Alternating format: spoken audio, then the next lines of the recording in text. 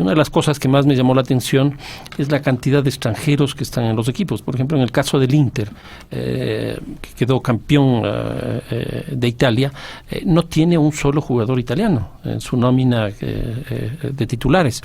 El caso del Chelsea, el presidente del equipo es ruso, el entrenador es italiano y los titulares del Chelsea, 3 de los 11 eran extranjeros. Se ve que hoy día en el fútbol la presencia del extranjero tiene un peso muy grande. ¿Desde cuándo tú crees que esto empezó a producirse? ¿Por qué se produjo, etcétera?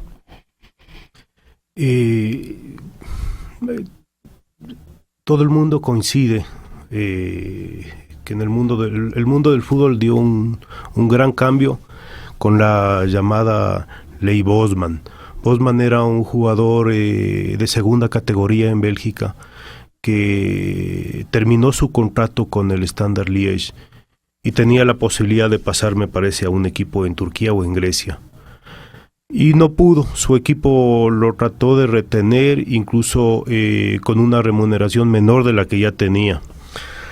Bosman acudió a todo tipo de instancia legal y cortes, y finalmente la Corte de la Comunidad Europea dictó en 1995 la famosa Ley Bosman, que es la que primero establece que el vínculo entre el jugador y el club es del contrato, y segundo, más importante, que crea esto del comunitario, en que el europeo puede pasar de un país a otro sin ocupar cupo de extranjero. A raíz de entonces es que poco a poco... ¿Esta ley Bosman fue aprobada por la FIFA?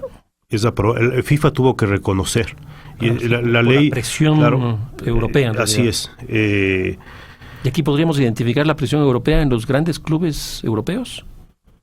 ¿Que son los que compran finalmente los futbolistas? Por supuesto, la ley Bosman es la que ha podido hacer posible que clubes como el Inter o como el Real en principio los ingleses son los que más extranjeros tienen 20 extranjeros. Es decir, el Ajax, por ejemplo, holandés, que era un equipo siempre reconocido como un equipo formador, no solo de jugadores sino de técnicos, en la actualidad tiene 22 futbolistas no nacidos en Holanda en su nómina.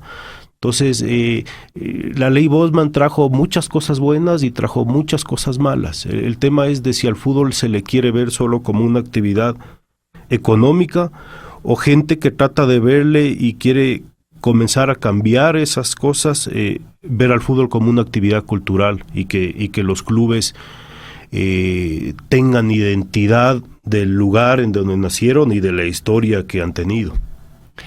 Marcelo, ¿cómo ves tú ya una relación económica entre países exportadores de futbolistas, como el caso de Argentina, Brasil, Uruguay y obviamente ahora los africanos, y los países importadores? Porque me parece que ahí, hablando en términos económicos, la balanza comercial tampoco es muy favorable para unos y para otros. Sí, igualmente, no, o sea, sucede lo mismo que en la economía.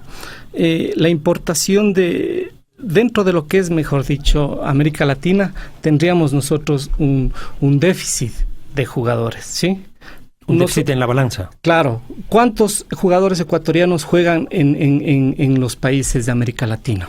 Serán unos 10, unos 2. Pero ¿cuántos de América Latina juegan aquí en el Ecuador? Sí, yo no sé. Yo hice un cálculo muy aproximado y llegué a la conclusión que juntando los jugadores de la Serie A con la Serie B, probablemente estamos alrededor de unos 100. Entonces es un déficit mucho mayor que lo que económicamente tenemos. Pero ¿qué sucede en cambio con Europa? En Europa están jugando unos 3, 4 ecuatorianos. Yo no sé aquí en el fútbol ecuatoriano algún europeo que esté jugando, creo que no. Entonces se está dando lo mismo que económicamente se da. Tenemos una balanza comercial favorable con Europa. Si hablamos y comparamos en lo que es jugadores. De Europa no tenemos jugadores y nosotros tenemos 3, 4 fuera. Exacto, claro. O 5 creo con que juega en Rubin Kazán, no el Novoa. Claro, Novoa. Uh-huh. Entonces es la misma situación y entonces la mayor cantidad de jugadores que vienen es con Argentina, es de Argentina, de Brasil, de Paraguay, Colombia, Perú. O sea, es lo mismo.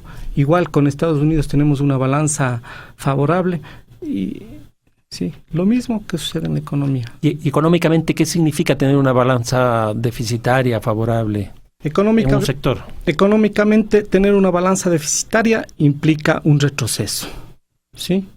Yo pienso que lo mismo se va a dar en el fútbol. O sea, lo que hablábamos anteriormente contigo, por ejemplo, ¿qué sucede en Inglaterra, en Italia? La mayoría de jugadores son del extranjero. Ellos también tienen balanzas deficitarias. Y no es que esté Inglaterra, España, siempre peleando las finales de las Copas Mundiales. O sea, hay un retroceso. ¿Por qué? Porque se disminuye el capital humano en el fútbol y aquí en lo que es la economía se reduce el sector productivo. Empezamos a perder competitividad, o sea, cuando tú dices se reduce el sector productivo, eso quiere decir en el caso del fútbol divisiones inferiores, por ejemplo. Exactamente, ¿no? O sea, se caen las divisiones inferiores. O no funcionan. No se empieza a tomar en cuenta las divisiones inferiores. O sea, puede existir divisiones inferiores, pero si se aplica lo que sucede en la economía, los jugadores nunca van a llegar. Claro. Eso sucede igualmente en la economía. O sea, los sectores productivos, ¿cómo pueden ser competitivos? Entonces, si hablamos de dolarización, económicamente sí nos afectó la dolarización productivamente, pero en el fútbol esa relación no se lo da, ¿no es cierto? Entonces, es interesante meter la inversión en las divisiones inferiores, pero que existe una reglamentación de que esos jugadores sigan funcionando. Y creo que las reglas actuales del fútbol, en donde se hace jugar a juveniles, ha dado buenos frutos. Vemos esta última selección que jugó recientemente con México, renovada, jóvenes. Entonces, sí nos ha estado dando frutos, ¿no? Claro. Rodrigo, para terminar este primer bloque, tú que has sido empresario, ¿cuál es el rol que tiene el empresario entre esta oferta y demanda, entre estas importaciones y exportaciones de futbolistas? Primero, yo siempre digo que hay dos partes. Primera, creo que el empresario debería ser ese pequeño fusible que es el primero que se quema en una relación entre jugador y dirigente. Yo creo que es positivo el hecho de que haya una persona que a nombre del jugador sea la que negocie el contrato, términos de renovación o de rescisión, porque hace que la relación entre jugador y dirigente más difícilmente sea dañada por negociaciones que siempre van a ser complicadas. Y segundo, ya en el otro tema de jugadores que no tienen una relación con un club o que esperan tener con otra, el agente de jugadores es aquel encargado de buscar mejores caminos si es que se cree que puede haber para tal o cual jugador que esté en algún club. O sea, y esto puede ser salir de un club dentro del país a otro o buscar mercado internacional. O sea, este empresario, este agente es una persona que conoce el mercado de fútbol, entonces, y particularmente, por ejemplo, el mercado de fútbol para los futbolistas ecuatorianos. Por supuesto, ese es el terreno en donde él juega. O sea, él tiene que conocer a la perfección el país en el que, porque la licencia la brinda un país. Uno no es, como se dice, agente de jugadores FIFA, sino que es una licencia que da cada una de las federaciones, y después, claro, tratar de buscar y conocer o tener socios en aquellos mercados en donde vea que haya más espacio para el jugador de la nacionalidad que representa. ¿Qué jugadores has manejado tú, ecuatorianos? Agustín Delgado, Máximo Banguera, Jairo Campos, Miller Bolaños. He tenido relación con, o sea, he estado muy cerca de la gente del Valle, es decir, La Sombra Espinosa, Edison Méndez. Le siento incluso como que ha sido más que una relación de empresario por jugador, porque ellos han tenido otros empresarios.